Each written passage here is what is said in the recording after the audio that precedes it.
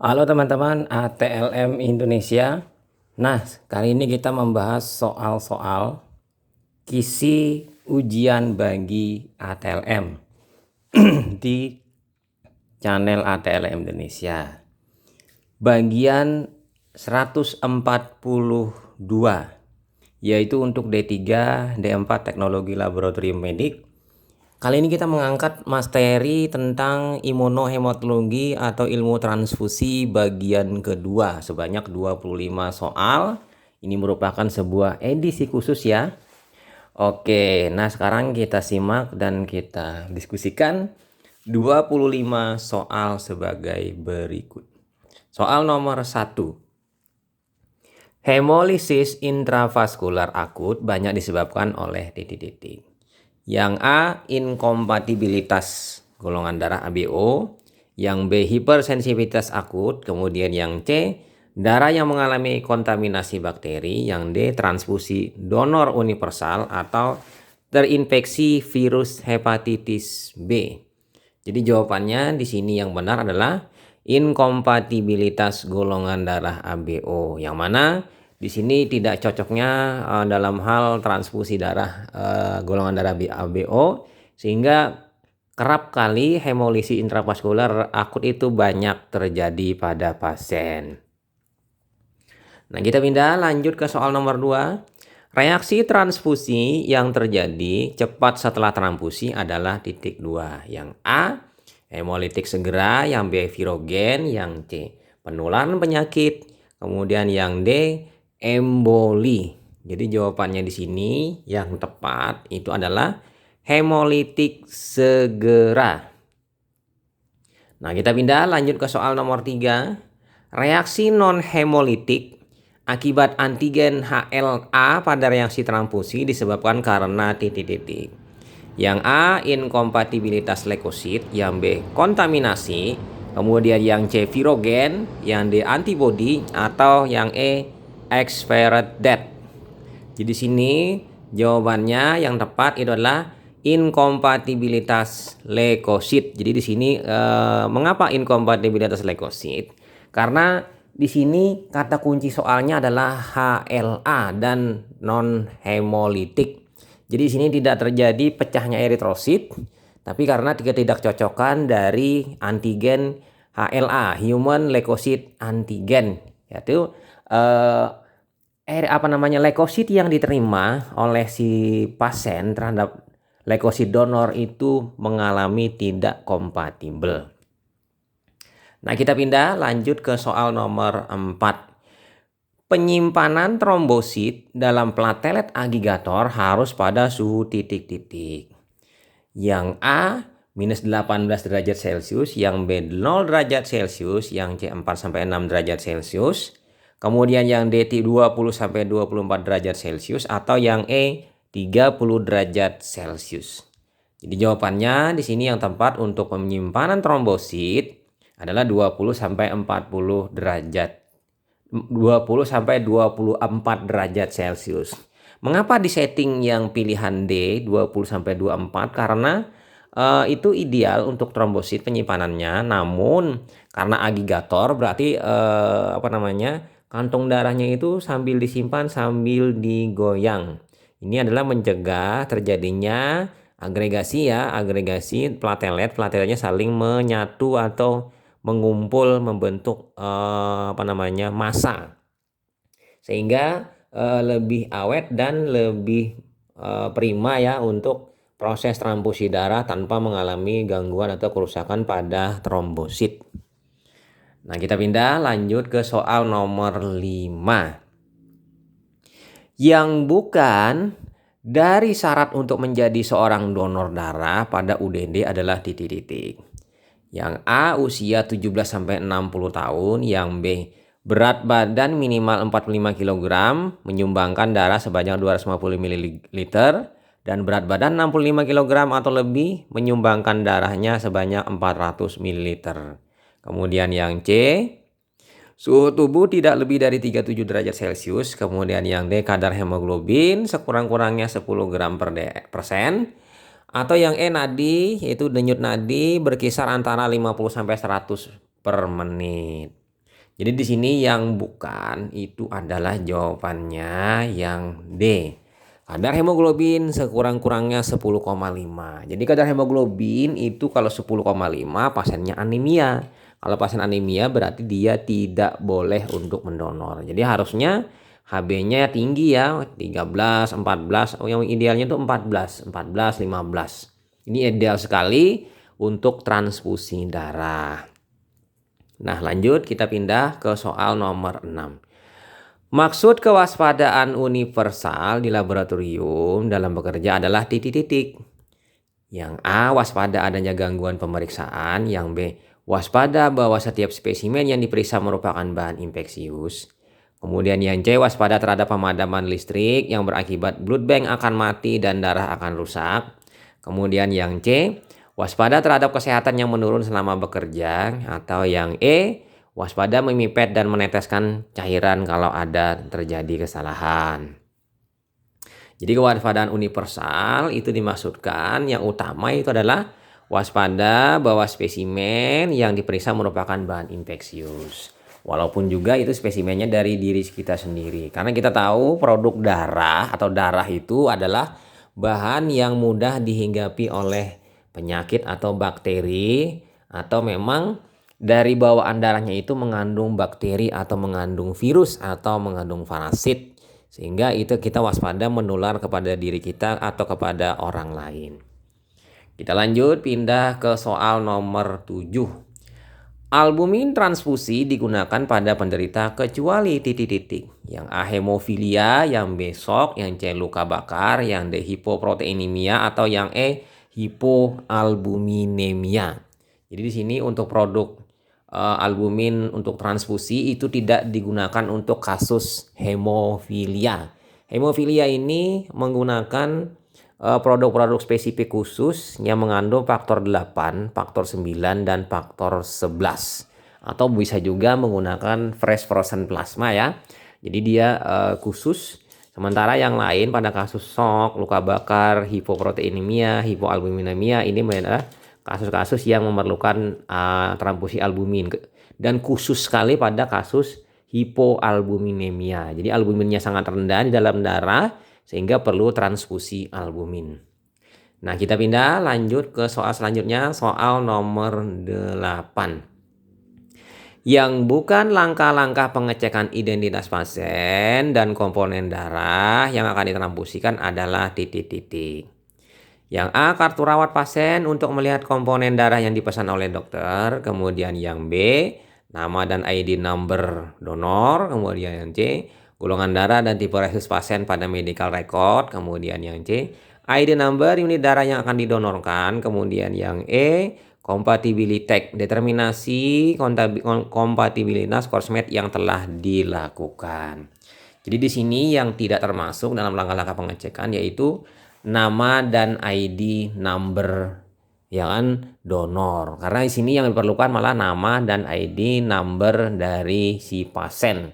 Karena kalau donor kita tidak perlu namanya ya, kita hanya perlu kantong darahnya. Kita pindah lanjut ke soal nomor 9 masih di channel ATL Indonesia. Fraksi plasma spesifik transfusi dalam bentuk kecuali titik 2. Yang A, fresh plasma, yang B, faktor 9, kemudian yang D, fibrinogen, kemudian yang D, gamma globulin, atau yang E, whole blood. Jadi sini yang bukan jelas sekali di sini, dari sini adalah jawabannya adalah whole blood. Jadi whole blood ini adalah darah secara penuh. Oke, kita lanjut pindah ke soal nomor 10. Strategi yang dilakukan untuk mengurangi penularan penyakit melalui transfusi darah adalah kecuali titik 2. Yang A, donor autolog atau darah sendiri. Kemudian yang B, memperketat seleksi pasien. Kemudian yang C, pengurangan penggunaan darah. Kemudian yang D, modifikasi komponen darah. Atau yang E, inaktivasi virus dan bakteri. Jadi di sini strategi yang kecuali yang bukan adalah memperketat seleksi pasien. Jadi seleksi pasien ini tidak perlu diketat karena memang pasiennya perlu darah. Jadi yang benar adalah memperketat seleksi donor. Jadi donor itu semakin dipersempit untuk seleksinya sebagai donor, sehingga sehingga donor itu memang benar-benar ya sehat dan tidak mengalami terinfeksi penyakit menular melalui produk-produk darah. Ya, itu ya. Oke, kita pindah lanjut ke soal nomor 11. Hasil validasi CCC dapat dilihat secara langsung atau mikroskopik. Secara langsung dapat didapatkan hasil titik-titik. Yang A, terjadi aglutinasi, yang B, terjadi hemolisis, kemudian yang C, tidak terjadi aglutinasi, kemudian yang D, terjadi aglutinasi hingga 2+, atau yang E, terjadi aglutinasi dan hemolisis. Nah, umumnya dalam pengujian hasil validasi CCC, control cell, itu terjadi aglutinasi hingga 2+, maksimal 2+, tidak bisa 3+ atau 4+, sehingga aglutinasinya halus. Bahkan kalau mungkin aglutinasinya positif 1, bisa dilihat di mikroskop. Nah, kita pindah lanjut ke soal nomor 12. Tugas pokok dari BDRS adalah kecuali titik-titik. Yang A, menerima darah dari UTD yang telah memenuhi syarat uji saring non-reaktif dan telah dikonfirmasi golongan darah. Kemudian yang B, menyimpan darah dan memantau suhu simpan darah. Kemudian yang C, memantau persediaan darah harian atau mingguan. Kemudian yang D, melakukan pemeriksaan uji saring penyakit menular. Kemudian yang E, melakukan uji silang serasi antara darah donor dan darah resipien. Jadi di sini jawabannya yang tepat, yang bukan atau kecuali itu adalah yang D, melakukan pemeriksaan uji saring penyakit menular. Karena uji ini dilakukan di UDD atau UTD RS atau UTD PMI. Kita pindah lanjut ke soal nomor 13. Pendirian Bank Darah Rumah Sakit atau BDRS diwajibkan pada semua rumah sakit dengan syarat ada UTD setempat dengan darah kurang lebih titik-titik kilometer berdekatan dengan rumah sakit tersebut. Yang A 4 km, yang B 5 km, yang C 6 km, yang D 7 km, atau yang E 10 km secara radius. Jadi di sini adalah jawaban yang tepat itu adalah kurang dari 5 km. Jadi kalau misalnya lebih dari 5 km, itu bisa rumah sakit tadi mengupgrade-nya menjadi UTDRS bila mampu. Bila belum mampu, cukup sebagai bank darah rumah sakit. Nah, kita pindah lanjut ke soal nomor 14. Yang dimaksud dengan fresh frozen plasma atau FFP adalah titik-titik. Yang A, plasma segar beku yang didapat kurang dari 8 jam setelah pengambilan darah. Kemudian yang B, plasma segar beku yang didapat kurang dari 30 jam setelah pengambilan darah. Kemudian yang C, plasma segar beku yang didapat 2 hari setelah pengambilan darah. Atau yang D, plasma segar beku yang dikumpulkan di atas 24 jam setelah pengambilan darah. Atau yang E lagi alternatif, plasma yang tidak segar beku ditransfusikan ke pasien. Jadi sini FFP itu adalah jawabannya yang benar, plasma segar beku yang didapat kurang dari 8 jam setelah pengambilan darah. Untuk hasil yang optimal, jadi pengambilannya itu di bawah dari 6 jam itu lebih optimal lagi. Maksimalnya nanti dikurang dari 24 jam. Tapi untuk yang idealnya itu adalah kurang dari 8 jam setelah pengambilan darah. Kita pindah lanjut ke soal nomor 15. Antikoagulan dalam kantong darah terdapat pengawet yang terdiri dari sitrat, glukosa, adenin, fosfat, D4. Jadi jadi CPDA ya. Guna adenin adalah titik-titik. Yang A sebagai pengikat kalsium, yang B mencegah pembekuan darah, kemudian yang C sebagai buffer pH, kemudian yang D sumber energi bagi sel darah, atau yang E membantu resintesis ATP.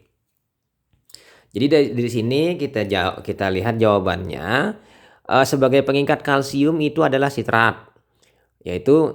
maka mencegah pembekuan darah. Glukosa itu sebagai sumber energi ya. Sementara sebagai buffer itu adalah fosfat. Dan di sini yang terakhir adenin adalah membantu resintesis ATP. Adenin ini kan kalau kita melihat nanti bahan baku membentuk adenosin trifosfat.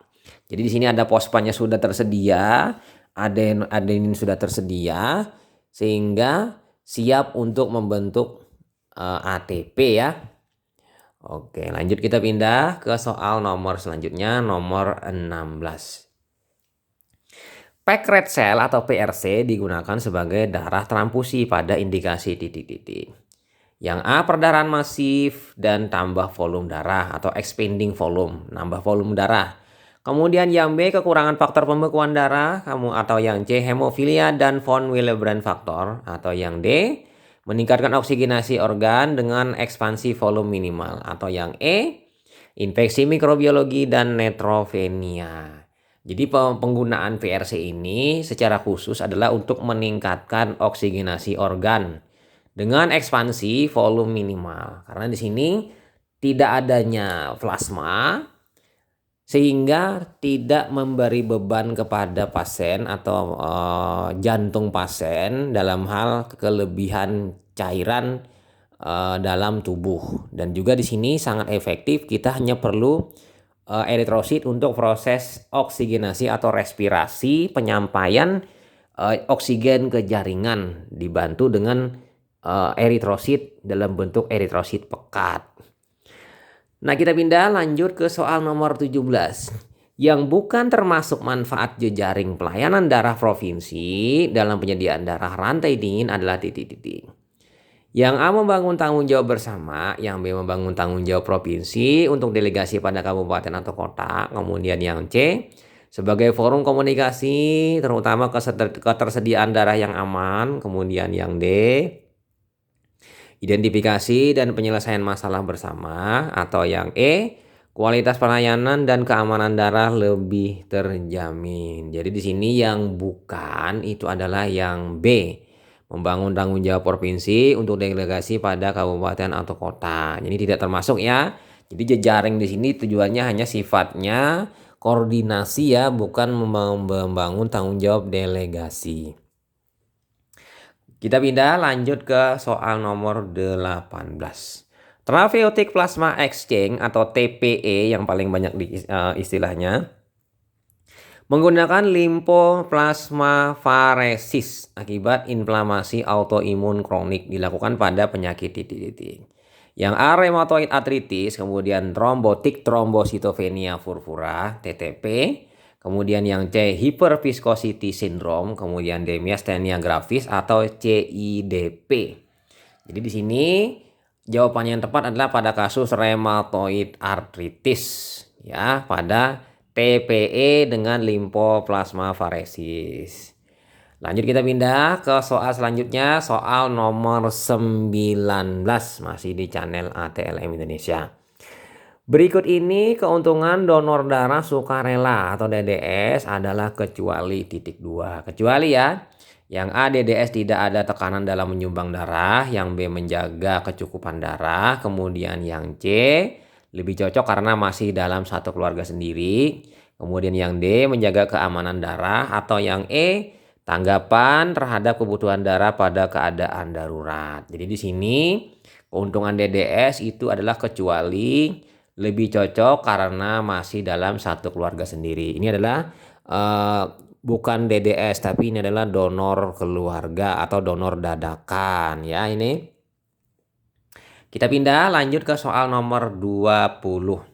Pemberian yang diperbolehkan pada DDS sebagai penghargaannya karena dedikasinya dalam hal transfusi darah, yaitu menyediakan stok darah yang aman berkualitas, kecuali yang A, tanda jasa medali berharga, kemudian yang B, penggantian biaya perjalanan, kemudian yang C, pemberian makanan mie, telur dan susu, yang D, tanda penghargaan sederhana, atau yang E, makanan ringan sebelum donasi. Jadi di sini yang tidak masuk itu adalah Jawabannya yang A, tanda jasa medali berharga. Jadi tidak boleh diberikan, tapi yang lain boleh diberikan. Penggantian biaya perjalanan itu pasti. Kemudian tanda penghargaan sederhana itu pasti dalam bentuk semat seperti VIN aja mungkin. Kemudian pemberian makanan mie, telur, dan susu itu memang diberikan supaya si pasiennya ini setelah didonor itu tidak terkejut dalam hal darahnya kehilangan satu kantong, ya kan? Setelah didonorkan. Juga mungkin pemberian makanan ringan sebelum donasi, itu boleh-boleh saja. Nah, kita pindah lanjut ke soal nomor 21. Yang bukan harus diperhatikan dalam validasi reagensia kerja pada uji serologi bank darah adalah titik-titik. Yang A, masa kadaluarsa reagensia, kemudian yang B, kelengkapan reagensia, yang C, jumlah reagensia, yang D, volume reagensia, atau yang E, penyimpanan reagensia. Jadi di sini yang tidak masuk atau yang bukan adalah volume reagensia. Jadi volume reagensia ini tidak perlu divalidasi karena volume ini terkait dengan memang volume dari reagen tadi. Jadi mau volumenya sedang atau banyak itu tidak mengaruh dalam hal proses validasi reagen. Nah, kita pindah lanjut ke soal nomor 22. Validasi reagensia C menggunakan titik-titik. Yang A anti A, yang B anti B, yang C sel O 5%, atau D reagensia COM, atau yang E bovin albumin 22%. Jadi reagen CCC ini menggunakan reagensia CUM ya, dengan reagensia CUM sehingga dapat divalidasi CCC dengan positifnya 1 atau 2. Nah, kita pindah lanjut ke soal nomor 23. Validasi reagensia bovin albumin menggunakan reagensia titik-titik. Yang A anti A, yang B anti B, yang C maksudnya CCC, yang D AHG, atau yang E sel O. Jadi untuk validasi bovin albumin itu menggunakan sel O. Ya, di sini perwakilannya sebenarnya sel B juga menggunakan dengan sel A. Jadi 3 sel. Sel A, sel B, sel O untuk bovin albumin 22% dan 6%. Nah, kita pindah lanjut ke soal nomor 24. Hasil validasi yang benar reagensia bovin albumin setelah direaksikan dan disentrifugasi maka titik-titik. Yang A terjadi aglutinasi, yang B terjadi hemolisis, kemudian yang C tidak terjadi aglutinasi, atau yang D terjadi aglutinasi hingga 2+, atau yang terakhir yang E terjadi aglutinasi dan hemolisis. Jadi jawabannya di sini yang tepat adalah tidak terjadi aglutinasi. Jadi bovin albumin ini tidak memberikan aglutinasi ya, hasil validasinya itu adalah hasil validasi yang benar. Nah, kita pindah lanjut ke soal terakhir, soal nomor 25. Mikroorganisme yang ditularkan melalui darah transfusi dengan kemampuan bertahan dalam darah 48-96 jam adalah titik-titik. Yang A virus HIV, yang B Plasmodium falciparum, kemudian yang C Treponema pallidum, kemudian yang D virus hepatitis B, atau yang E Trypanosoma cruzi. Jadi di sini pilihannya untuk nomor 25 dimasukkan 48-96 jam ini tujuannya adalah dalam soal ini adalah untuk Treponema pallidum. Jadi sifilis itu bakteri sifilis itu bertahan 48-96 jam dalam produk darah sehingga dia bisa menularkan kepada pasien yang lainnya melalui produk darah tersebut bila tidak atau lolos dari screening uji saring penyakit. Nah, itu sebanyak 25 soal. Buat teman-teman, jangan lupa subscribe, nantikan soal lainnya. Semoga bermanfaat dan barokah materi yang kita bahas kali ini. Selamat belajar buat teman-teman. Salam kompetensi dan semoga teman-teman mendapatkan nilai tertinggi dari ujian setelah menyimak dan mempelajari soal-soal yang kita bahas pada kali ini. Oke, itu saja saya dari Banjarmasin, Ahmad Lab. Pamit, sampai jumpa. Bye.